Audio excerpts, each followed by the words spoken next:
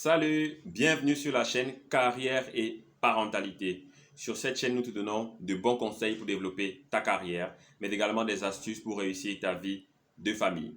Nous sommes le 6 février 2023, lundi 6 février 2023. Au Cameroun, cette journée a été marquée par l'interpellation de Amougou Bellinga, Jean-Pierre Amougou Bellinga, le président directeur général de Vision 4. Dans le cadre, Vision 4 c'est une chaîne de télévision, eh bien, il a été interpellé dans le cadre du meurtre d'un journaliste camerounais. Bien, des faits lui sont reprochés, mais vous allez vous demander pourquoi j'en parle sur une chaîne comme celle-ci, Carrière et Parentalité, ça a quoi à y voir? Eh bien, au-delà des faits qui lui seraient reprochés, il y a quelque chose de particulièrement marquant et entre guillemets de choquant pour la plupart des Camerounais, c'est le sentiment de supériorité que dégage ce monsieur. Il donne l'impression d'être supérieur aux autres, d'être au-dessus des autres, d'être intouchable. Et ça gêne énormément les gens. Eh bien, moi, je voudrais plutôt qu'on s'en inspire. En réalité, dans ce monde, la plupart des grands leaders développent un complexe de supériorité. Les exemples sont légion. Je vais prendre quelques cas très médiatisés. Dans le cadre du sport, par exemple, Samuel Eto'o-Fils. On ne va pas dire que Samuel Eto'o-Fils est le gars le plus humble qu'on connaisse. Samuel Eto'o, qui parle de lui à la troisième personne. Samuel Eto'o, qui sait qu'il est le meilleur attaquant du monde. Cristiano Ronaldo, pareil. Et même Lionel Messi. Vous qui pensez qu'il est gentil, quand vous avez écouté les interviews des gens proches de lui, des joueurs proches de lui qui l'ont fréquenté, beaucoup vous diront que c'est pas le gars, c'est pas la poupée. Hein. Non, non, non, c'est un gars qui est ferme côté caractère, qui est un leader fort. Et la plupart de ces trois, en tout cas ces trois joueurs-là, savent dans leur tête qu'ils sont meilleurs que les autres. Quelque part, se dire meilleur que les autres, c'est se mettre au-dessus des autres. C'est se dire, je suis supérieur aux autres. Ok? En politique, pareil. Prenez Sarkozy, prenez Macron. C'est des gens qui, à plusieurs reprises, ont fait comprendre qu'ils se sentaient supérieurs aux autres. À plusieurs reprises. Prenons le cas du président Poutine, qui est également très médiatisé ces derniers mois. Le président Poutine a fait, je pense, 1 ou 2 mandats, je ne sais pas exactement combien, et à un moment donné, il était impossible de se représenter. Il a passé la main à un de ses amis, frères d'armes, qui a dirigé la Russie pendant un mandat. Et après, Poutine s'est représenté et a repris les rênes de la Russie. Si vous... Forcément, Poutine se sent spécial. Poutine se sent supérieur aux autres en se disant, cette vision que j'ai pour la Russie, cette vision que nous avons pour la Russie, c'est moi qui peux l'implémenter. Je suis le mieux placé pour l'implémenter. Complexe de supériorité. Fouillez, fouillez, et vous verrez que la plupart des grands leaders de ce monde, la plupart des grands hommes et femmes qui ont accompli des grandes choses dans ce monde ont toujours développé ce complexe de supériorité. Avant de vous faire cette vidéo, j'avais déjà voilà, ces notions-là, mais j'ai fait quelques recherches pour me documenter. Et j'ai trouvé bizarrement que des psychologues trouvent que le complexe de supériorité, c'est un problème. Guys, faut pas se tromper. Peut-être que vous allez avoir plein de littérature sur le complexe de supériorité et vous dire que c'est un problème. Pour moi, c'est pas un problème. Et si d'ailleurs c'est un problème et que les grands de ce monde, c'est ça qui les fait réussir.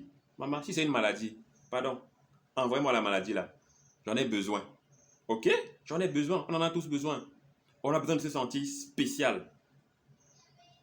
Quand vous vous sentez meilleur que les autres et que quelqu'un que vous voyez qui vous semble moins bon que vous accomplit quelque chose, ça vous challenge. Hein? Ça vous challenge au fond de vous. Si lui, là, il a réussi, c'est que moi, je peux réussir. Si lui, il a fait ça, c'est que je peux faire ça et même plus parce que je suis meilleur que lui. Et là, tu vas chercher au fond de toi, au fond de tes tripes pour donner le meilleur de toi-même. Donc, le complexe de supériorité est en fait source de motivation pour ces gens-là. Quand Cristiano Ronaldo Travaille, travaille, travaille. Je suis le meilleur. Bosse dur, dur, dur pour prouver qu'il est le meilleur. Eto'o, pareil, ces gars bossent dur. Ils étaient talentueux. Mais le fait de savoir qu'ils sont supérieurs et meilleurs que les autres les a amenés à bosser pour ne pas échouer.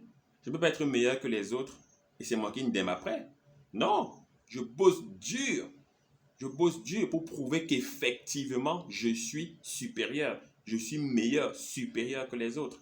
Donc voilà, la plupart des grandes choses, la plupart des grands hommes qui ont accompli des grandes choses dans ce monde, des grandes femmes qui ont accompli des grandes choses dans ce monde, ont développé ce complexe de supériorité, qui est quelque part à la base ou alors au moins un élément important de leur succès.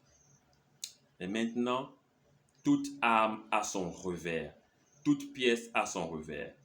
Plus on monte en puissance, plus on monte dans les sphères du pouvoir, plus on détient du pouvoir, plus il faut faire attention au complexe de supériorité. Je le pense vraiment. En réalité, qu'est-ce qui se passe? Le pouvoir peut très vite corrompre notre esprit. Si je me sens supérieur aux autres, et grâce à ça, je trouve la motivation en moi pour faire de grandes choses. Et je grimpe, et je grimpe, et je grimpe, et je grimpe. Plus je grimpe, plus j'accumule du pouvoir. Par exemple, dans le cadre du travail, je deviens directeur. J'ai le pouvoir, entre guillemets, de recrutement sur certaines personnes. J'ai le pouvoir, entre guillemets, de licenciement de certaines personnes. Je te recrute, ça impacte ta vie. Je participe à ton recrutement, ça impacte ta vie. Je te vis ou participe à ce qu'on te vit, ça impacte ta vie. Ça impacte la vie de ta famille, de ta femme ou de ton mari, de tes enfants, de tes parents. Et après ça, après t'avoir viré, je dois être zen et revenir au boulot le lendemain matin. Et continuer à travailler. Et virer une deuxième personne demain. Ou en recruter une autre demain.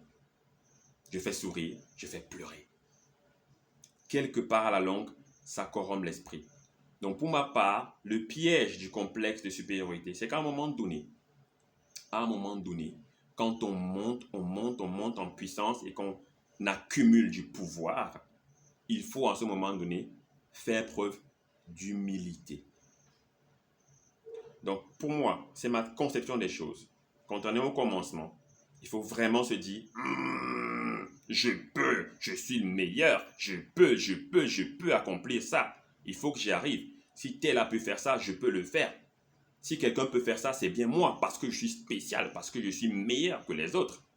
Mais quand tu grandis, je pense qu'à un moment donné, tu as déjà le pouvoir. Tu as encore quoi à prouver en réalité? Tu as le pouvoir. Tu as quoi à prouver? Tu n'as plus à prouver aux autres que tu es meilleur. Tu as déjà le pouvoir, tu es déjà arrivé, tu es déjà en haut. Hein? Si tu fais preuve d'humilité, tu es encore un plus grand leader. La plupart des gens qui n'ont pas maîtrisé ce complexe de supériorité quand ils sont arrivés en haut, ont mal fini. Tu finis mal. Il faut une dose d'humilité pour bien utiliser le pouvoir qu'on te donne. Pour être calme, pour être patient, pour observer, prendre la bonne décision, les décisions impersonnelles, pour bien gérer le pouvoir qui t'a été remis. Être impersonnel, être impartial, ne pas faire preuve d'intelligence émotionnelle. Il faut pour ça beaucoup d'humilité. Beaucoup d'humilité. Donc, ces leaders, ces grandes personnes qui accomplissent de grandes choses, M. Amougou Beninga a quand même bâti tout un empire médiatique, ok, au Cameroun, dans la sous-région. Il a racheté une grande chaîne télé, je pense, en Europe. Ok, il a accompli des choses que M. Lambda n'accomplirait pas. Il a fait des relations. Il a certes si X, Y, Z avantages, mais ce n'est pas tous ceux qui ont ces relations et ces avantages qui y arrivent. Il a dû chercher au fond de lui pour bâtir ce qu'il a bâti. Et on doit s'en inspirer. On peut lui reprocher plein de choses. On peut le repousser. Mais je pense qu'en toute situation, il faut tirer des leçons pour nous, pour grandir. N'ayons pas honte d'avoir un complexe de supériorité. Mais sachant que plus on monte, plus le pouvoir peut nous corrompre l'esprit. Ce matin, j'ai discuté avec un collègue qui l'a très bien dit. Il m'a dit un truc très pertinent. Qu'est-ce qu'il a dit?